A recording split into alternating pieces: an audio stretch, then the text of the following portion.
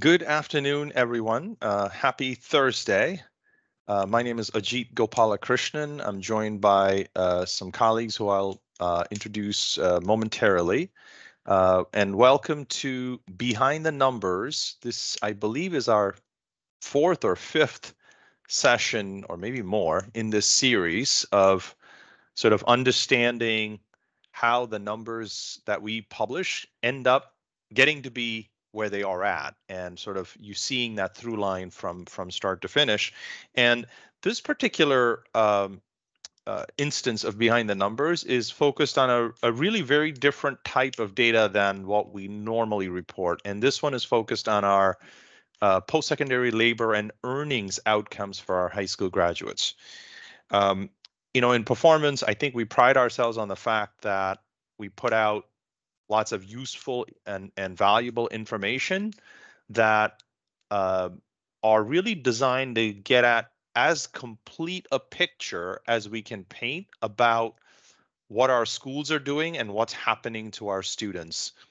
And so this particular report fills a hole, I think, that we have had in our data for a long time, which is looking at the employment outcomes of our high school graduates, particularly their earnings. And so I'm thrilled that after many years of planning and going back and forth and so on, that we finally have this report, and which we plan to keep updated on an annual basis. So it's a pretty exciting exciting endeavor. So that's enough sort of opening remarks from me, except to say that I am perhaps the most fortunate person in the CSDE because I get to work with some amazing people in the performance office from whom I learn every day. And three of whom are on this call, and fourth is, and a few I think are attending as participants as well. So welcome to some CSDE colleagues in the as attendees here. But I'll introduce the panel members that I have. First is Renee Savoy, who works with me closely on several projects, including accountability efforts. Danielle Bousquet, who is part of the EdSite group and one of the primary architects behind this particular report and the data sources. You'll hear from Danielle. And then also our newest member, Samuel Kamen. Sam joined us in July of last year and has already done several things in our office, some of which have already made its way out to you, including the enumeration report. And so Sam's actually going to be taking this over in the coming years and adding some more enhancements. So enough opening remarks. Renee, I think I'll turn it over to you first to lay the groundwork, and then have Danielle and Sam sort of walk us through this this slide deck here.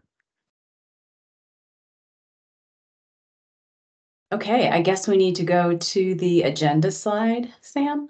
Excellent. All right. So Sam is going to be the one who is going to be, Sam and Danielle, walking us through the various components of this brand new dashboard. Maybe you saw it announced in the superintendent's update, perhaps in the latest edition of Performance Matters, where we gave you just a little synopsis, but the both of them together are going to give you a little more insight into the data sources, how to actually kind of leverage the different pieces of the report so that you can get what you need from it. Talk about the roadmap for the future, and maybe talk a little bit about how you might even use the data. But my basic role here, I'm going to be monitoring the chat. We can, if you have questions along the way, you can raise your hand. We can unmute you. I don't know that you can unmute yourself, but we can do that for you. And without further ado, I'll hand it over to Sam to get started. Thanks, Renee. Welcome, everybody. Looking forward to sharing this. I think this is something that's really exciting and brings together a lot of different pieces of information, which is something that I'm particularly excited about. So just sort of a broad overview, and Ajit spoke to this a bit. The Connecticut State Department of Education has a commitment to policies that help meet the challenge of effectively preparing students for learning, life, and work beyond the classroom. So this is really speaking to that end of what happens when they're leaving public schools.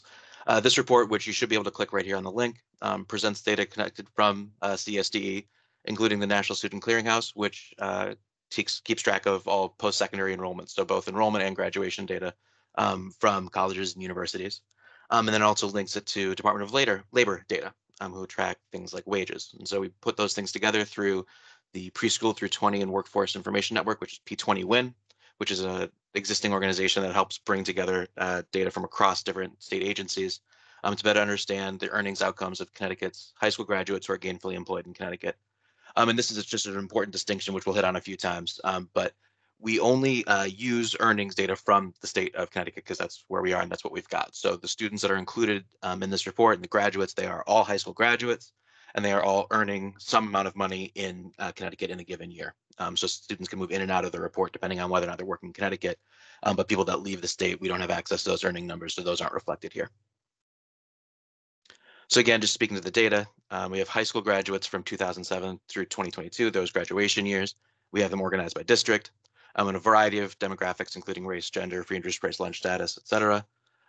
From the National Student Clearinghouse, it's college attendance and graduation, including the degree level if it's applicable.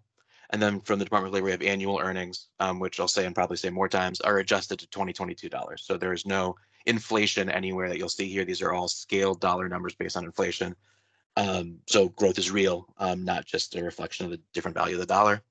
And then the industry of employment. And there's some really substantial data notes because there's a lot of different pieces that are coming together for this report. I'll encourage you to click this link and read those online if you're interested. And happy to answer more questions as we go through too. So we've got two sections of this report. The first is sort of like a high level overview in which we present some inferences, and the second is a little bit more interactive.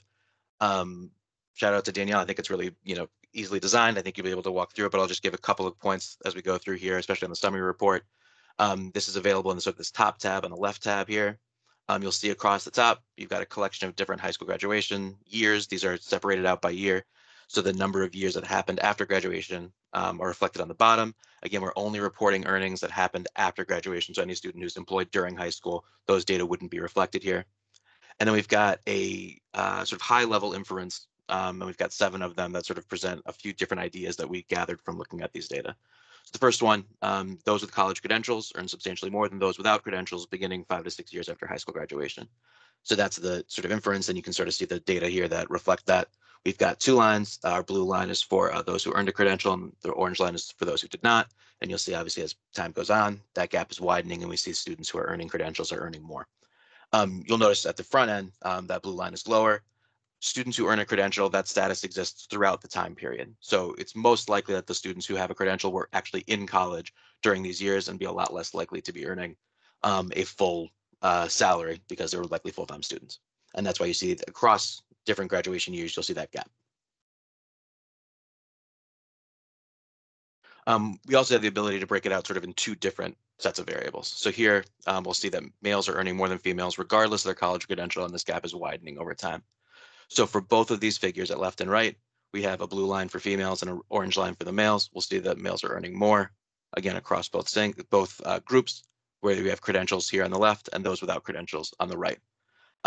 This is helpful, and you'll be able to sort of build these yourself in the interactive side in a moment, because you can both compare again on that first demographic variable, but then also across the credentials. You can see, for example, females with a credential are earning more than males without, but within those groups, there's a pretty substantial gender gap, and that gap is getting bigger as we go.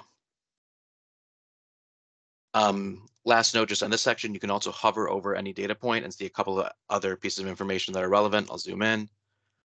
You can see this data point here reflects the year since graduation, the gender, this is on the blue line here, the credential earned, since we're on the left side of that figure we were looking at a second ago.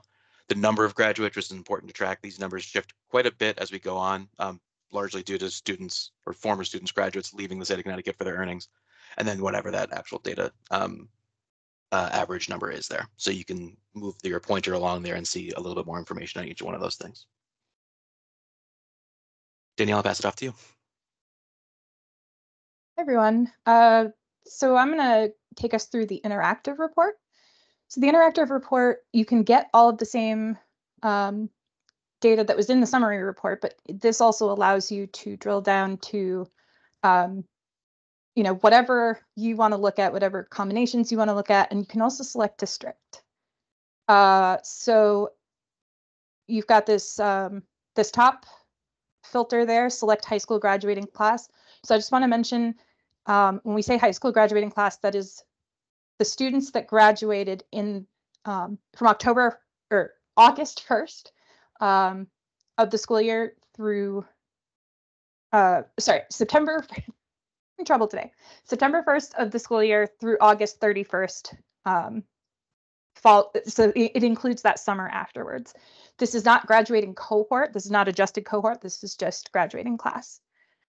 And then that second one is district. So you can actually look at the values for your specific district. And I think that's valuable because you can kind of get an idea of how how your district is doing on all of these metrics, or this metric, but based on the different demographics you select. And then we have select lines by and select panels by. And so I'm going to take you through what those refer to, because I think that is helpful. So the split lines by, so you can see right now all students is selected. So that means that this blue line reflects all students. If you change that, so now you can see we've selected college credential earned. And just to say, college credential reflects either, it can be anything from a certificate, associate's degree, bachelor's degree, or more. So this is not exclusive to college graduation. And if they've earned a credential or didn't earn a credential, so now we can see that split into those two lines. So the credential earned, and you can see in that legend at the top, you can see what you've selected. So obviously the colors of the lines will change depending on your selection. And then, so let's say you want to look at only those who have earned a credential. So in the checkboxes underneath that, underneath the arrow box, you could just select credential earned and the orange line would disappear and you'd be left with just credentials earned. So you have a lot of flexibility to show just the groups you want, or all of the groups, and give different views for that. The split panels by is how you get your side by side. So if you recall in the when we were looking at the gender in the summary report, right, we had the two lines were male and female, and then the two side by side was the college credential earned.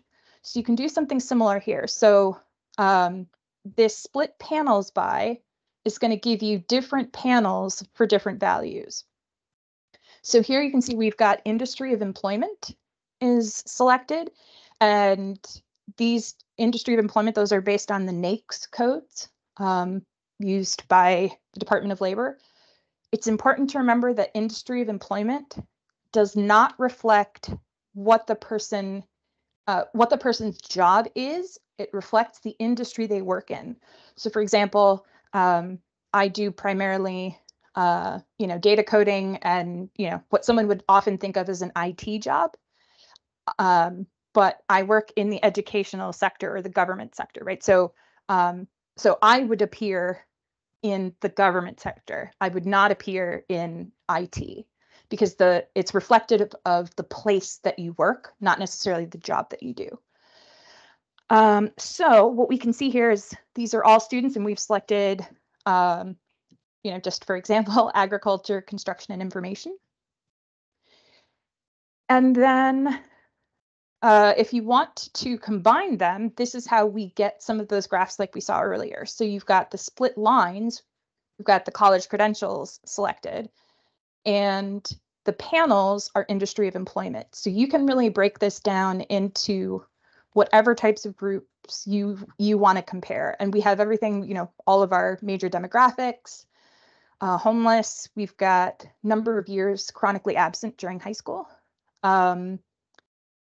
And for our demographics, those are at any time in high school. So if the student was an English learner in 9th grade, then they will be included in the English learner category.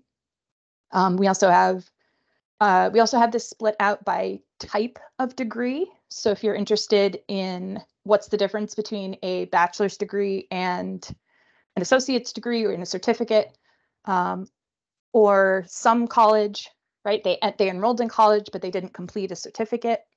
All of those are options that you can select and explore. So I think it's really valuable.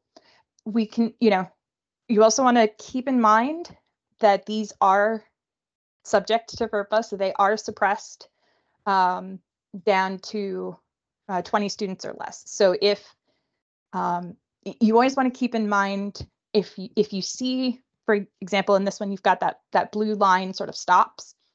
It's not saying that it's just saying that there are fewer graduates in that area. You also want to keep in mind the smaller the n size, so the smaller the number of students are behind each data point, the more you're going to see fluctuations. So sometimes you'll see a graph and it looks really crazy and it's going up and down all over the place. That might just be a reflection of there's only a couple of people in that, or not a couple, but a very small number of people in that group, which causes it to be to have more variability. So you just want to keep that in mind as you're looking at it. And we can see that same thing. So if you notice at the very top, you have line chart and data table. So if you select data table, you can see the data behind the graph. So you can see here where you've got all those suppressed values. That's why that line stopped. So a suppressed value is going to appear as an asterisk in the data table. And then, once you've got all the information exactly the way you want it, or as close as we can get it for you, you just select that export to Excel, and you can play with the data all you'd like. I do want to mention those totals that you see in orange on the left. Those totals are only going to reflect the total number of students in those categories. So for example, here we've got agriculture, construction, and information selected. Those totals are not going to reflect all students. They're only going to reflect the sum of the agriculture, construction, and information.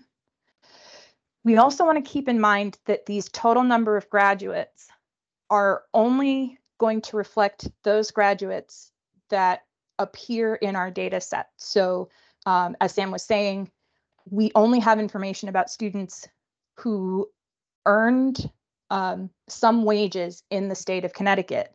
So if you have a student that works in Massachusetts for a year, right, they'll appear in the years that they worked in Connecticut. They won't appear in the years that they worked in Massachusetts. So you definitely want to expect that these numbers are smaller. So students will come in and out of the data. They'll also come in and out of an industry. So if you have someone, who works at, I'm never good at coming up with examples on the fly, but,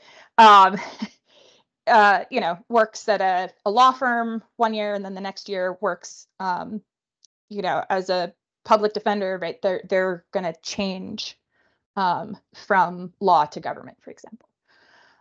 So you want to just keep in mind that these are, fluctuating numbers that are not necessarily reflecting a certain group over time. Those come in and out. And I think this is useful. You can look, if you've got students who are saying, I don't need to go to college or whatever, you can show them, this is how students in this district have performed. That's not to say that kids that, don't go to college aren't going to be just as successful, right?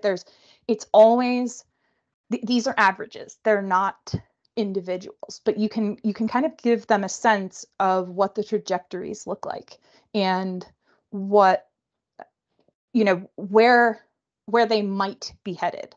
And I think it's just great food for thought and a very visual way to understand these trends and to show them, okay, if you don't want to go to college, here are some industries where not having a college credential is less detrimental, right? So if you're, if you're planning on going into finance and insurance, not having a degree is obviously going to be is going to be more of a detriment than in other industries. So you can kind of give them a sense of, where that path might be heading. So I think that's an interesting and valuable use. And so these are just some notes. Again, I encourage you to read the report notes for this. There are so many intricacies, and I'm sure you don't want to hear me talk about every single one of them. But like we said, I like to repeat myself. These data are only for high school graduates working within Connecticut. So this does not include students who went to high school but didn't graduate. It doesn't include people who are unemployed. And when we say unemployed, that doesn't necessarily mean, they lost their job or whatever, just that, maybe it's someone who took a year off to be with their kids, right? That's also someone who is not going to appear in these data. And it doesn't include people from a different state. Credentials, as I said, are certificates, associate's degrees, bachelor's degrees, or higher.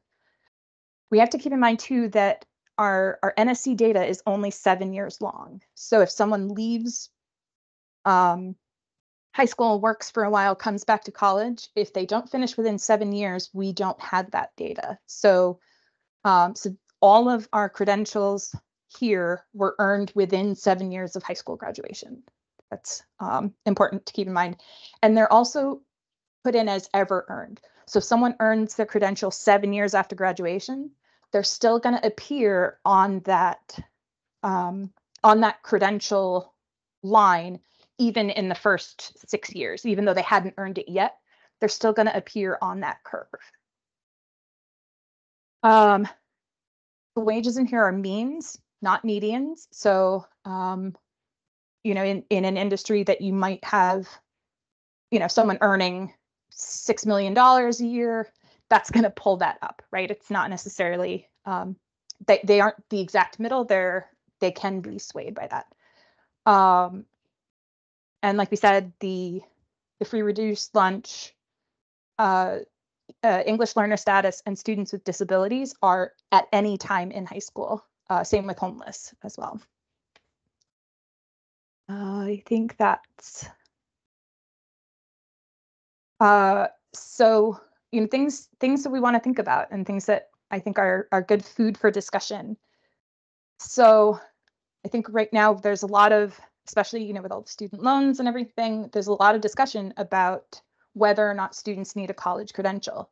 And as if you look at the data, regardless of industry or of employment, having a college credential will yield higher earnings at this point.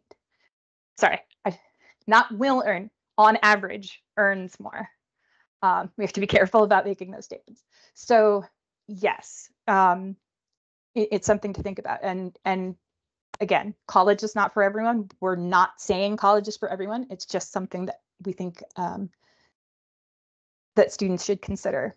And the second is that college completion is crucial. So if a student is going to start earning a college credential and then stops halfway through, that doesn't yield all that much additional earnings. So you're seeing that the gap between having some college, having enrolled and not finished, and no college at all is very, very small. Even getting just a credential improves the outcomes. So on average, so we want students to be set up to graduate. We want them to have persistence and the drive to complete their education, not just attend for a semester or two, because that makes a big difference. Danielle, if I can jump in on that point, yeah. I think it's also important to sort of think about what we mean when we say college too. I think when we use that term, sometimes it's used synonymously with a 4-year bachelor's degree type program where students stay on campus. I mean, the experience that many of us had when we went to college.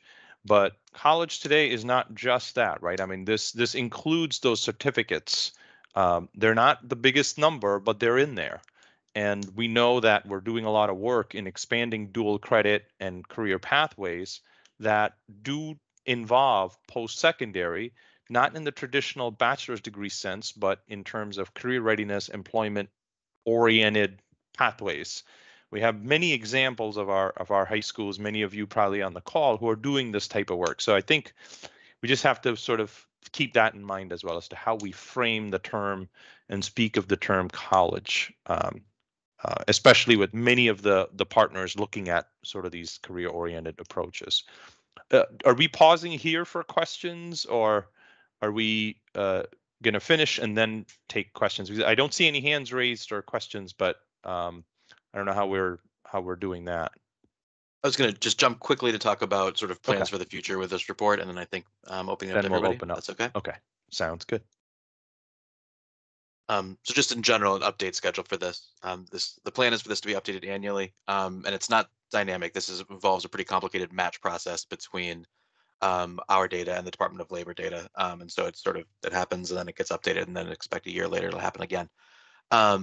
There will also might be changes to what has happened, quote, in the past, because data are updated for accuracy, particularly from National Student Clearinghouse. If there's something that wasn't matched correctly, it's sort of multiple matches that are happening at the same time. So matches can get better, and if that happens, you might see some shifts, but shouldn't be anything dramatic. And if there is, we'll let you know beforehand, because we'll obviously be testing that along the way too. Other potential next steps, and we'll put potential in a big bold here, because this is all sort of dependent on data agreements and other things like that. We may be able to add out-of-state wages for select states that we have existing relationships with. We may be able to add college majors. We might be able to add some specificity to the credentials as well. And then also might be able to track graduation over time. So sort of keep track of when students are coming in or out of that graduate group. I guess students are coming out of that group, when they come into the college graduate group, to see what's changing in these figures, so that it's not just the same status persistent over time. But a lot of that, again, is dependent on sort of existing data agreements and modifications and things like that. So I'll pause and say thank you on behalf of Danielle, myself, Renee, and Ajit. And yeah, again, open up for questions.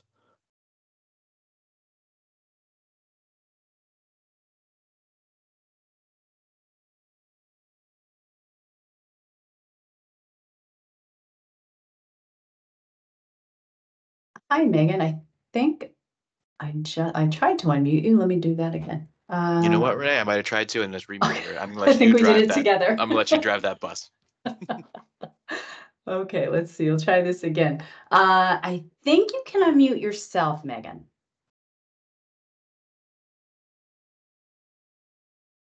Uh-oh, I see her going away. Maybe she doesn't have a question. Let me try to remove the mute for all attendees. Let's see how that Okay. goes, actually. That'll work. Because then while you're doing that, I'll make a comment. Yeah. So I'm thankful to Sam and Danielle for doing this presentation, and I think it is the truest version of behind the numbers, I think, in comparison to all of I think we've done 7 sessions now, because it is not that often that we have organizations put out reports and they don't get into the nuances of where the data are coming from. And I know it probably seemed for listeners on the call like there were all these caveats, but I think it's really important to have transparency and for people to understand, what these visuals can tell us. So thank you for the details around what it includes, what it excludes, and what meaning we can get from the reports. I thought that was really helpful. At least it was for me personally, it was. And I definitely gained a better understanding of what that dashboard is representing beyond maybe the little blurb that we sort of put out there when it was released. So thank you for that.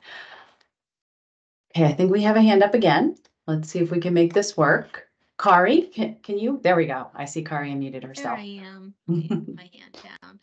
Thank you. I just wanted to take a minute and thank my colleagues in the performance office for this report. When I first saw it presented on a Talk Tuesday and a list of things that comes out of the Superintendent's Digest, I thought, That's interesting, and didn't really associate like what it would mean for the work that I do on attendance and engagement, and found some time to play with it for a little while, and was really just thrilled to see chronic absence included in that, and to see the trajectory and how important that is for people to know about, the difference between even just being chronically absent 1 year of high school, difference that can make. But today's presentation was helpful for me because the more I played with it, the more I started to see some irregularities and some when I would drill down to districts or different groups. And I just, knowing that the ends get smaller, and that's when you're going to see some of that kind of funky business going on with the data because they're getting smaller. But I just wanted to thank you so much. It's really helpful to our work. I've shared it with other colleagues, especially around homeless, and looking at that data too. So your work is really important and I really appreciate it. Thank you. Thanks, Kari. And I see Megan has her hand up again. We'll try again. I think it's working now, Renee. Thank you. Awesome. So yes, thanks. This is a really good source of information. My question is has the department thought at all about sort of parsing out the difference between the credentials and a completed degree? Because as a person from a district working on the career academy kind of concept, if we're bucketing the credentials in with a more traditional route, then that's not going to give us as much information as would be helpful. I also think for like a consumer, I don't want to say misleading, but you'd have to read a bunch of those caveats, I think, to understand that we're not talking about what most people, I think, would consider a college experience, which would culminate in some type of degree. But so one, thank you. And two, it'd be really helpful to be able to determine the difference between a credentialed person and a degreed individual. Thanks for that, Megan. I hope you can see my screen. So I've brought up the live version of the report here.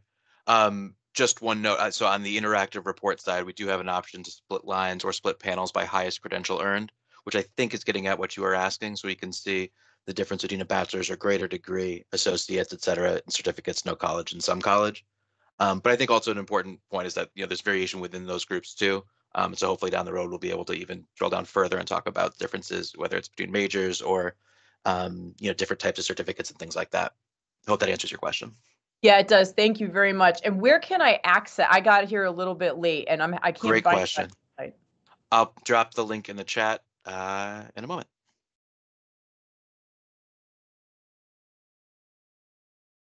You can also get to it if you go to the main EdSite page and select post-secondary outcomes. This is one of the additional reports there, so you can get to it. If you lose the link, I'm notorious for losing links. So Yeah, I need to know the path. yeah.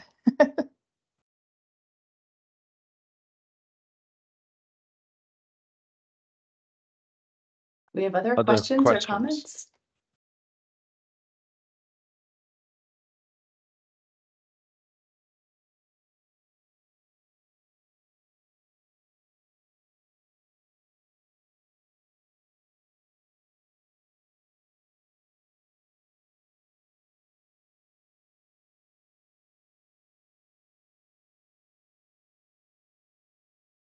One other note, I think, just to share, because it's been rattling in my head too.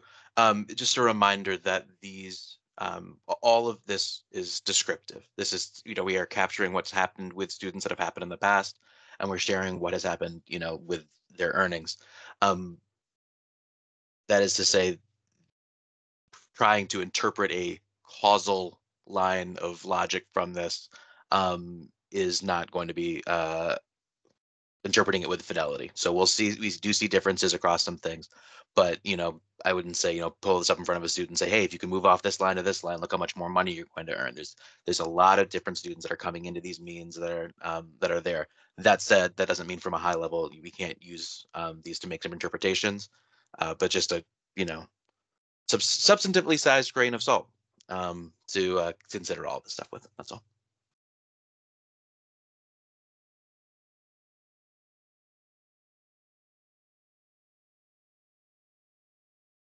I did share this with some districts, and one of the questions was, how do you track the student? Is it the SACID, or is there a student number that follows a student to the Department of Labor? No. There's a whole complicated process for that that involves the Department of Motor Vehicles too. Okay. So there's actually a lot of matches going on here. Yeah. Okay. There's an NSC match, there's a DMV to DOL match, SDE to DOL. I mean, so there's a lot of layers to this, but we are able to get down to the student level. The one other point I will add is, which I know didn't come up as a question, but it was sort of in the data table. And Sam, if you could just switch to the data table on there, and whatever groupings you pick, the data will show those groupings, and the orange will show the totals, like what Danielle, I think, explained very nicely before. The point I wanted to make is that you can and really should look at the data that underlies the chart every time you look at the chart, because one thing it shows you is, depending on the graduating class you pick, so in this case 2007, you know how many graduates you had in that year approximately. And then you can actually see how many of those graduates are showing up in the wage data in Connecticut. And so this is state level data, right? So you could see we have about 37,000 graduates or whatever, somewhere in that vicinity. I don't know what it was in 2007, but you can see there's like 23,000, and then going down to 20, and then 19, and all the way down to 15 in 2022. So what that means is that of the 37 whatever thousand graduates we had in 2022, we are capturing wages for about 15,000 of those graduates in Connecticut's wage data. So, talking about like what's not included, that's important to know in this data as well, what's there and what's not there. So that's why Sam was referencing our efforts to try to get to that out of state data, because that will, I think, give an even more complete picture of what's happening to our graduates. We know the college credentials. So if a student earns a degree in Pennsylvania and comes and works in Connecticut, we know they earned the degree because the NSC data is national, but the wage data isn't. So I think make sure you always look at the data table before sort of making too many big inferences with the charts. Just look at the data too, to just sort of see where who is actually or who might be showing up, how many are actually showing up. So that's, I think, an important piece to remember.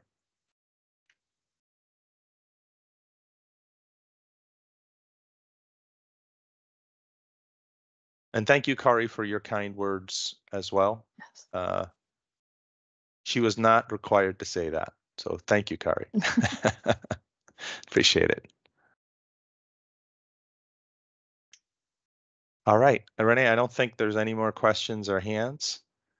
I don't think so. I will be sending around a link to the recording to everyone who was registered. So if you came in late or you had to leave early, or you want to share this with colleagues, you'll be getting that probably sometime next week. And if you're interested in previous Behind the Numbers, you'll see the link to the playlist there. If for some reason someone's looking for this and you don't have the link, it'll be part of that playlist in about a week. So I would say look for that. All right. Thank you, everyone, for joining, and have a good rest of the afternoon.